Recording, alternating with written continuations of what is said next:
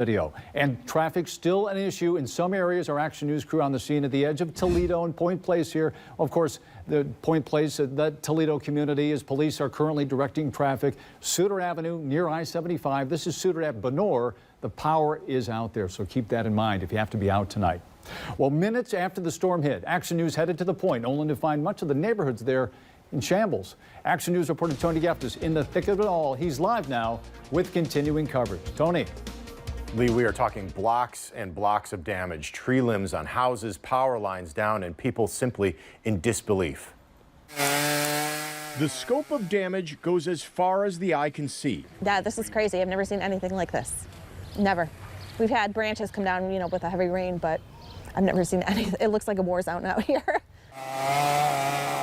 Point Place took a direct hit from a fast-moving, powerful storm. It brought down huge tree branches, slamming into homes and vehicles. I had a bunch of windows open.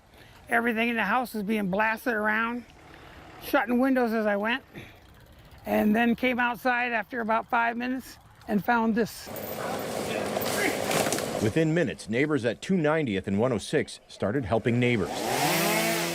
13 ABC engineer Steve Petrus lives down the block. We got home to find the neighborhood kind of pretty much devastated. 290th was blocked, so we worked with a bunch of other guys from the neighborhood to clear some trees because there's some gas leaks up 290th, so fire crews could get through.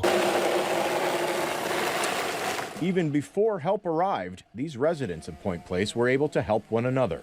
After that, many went door to door to survey the damage and make sure everyone was okay. A little overwhelmed at the moment, but I'm trying to help all my neighbors and get things cleared up and make sure everybody's safe, and that's the important thing. We're all safe, so we'll recover. There's still no power in that neighborhood, no cell service, and the cleanup is just beginning, Lee.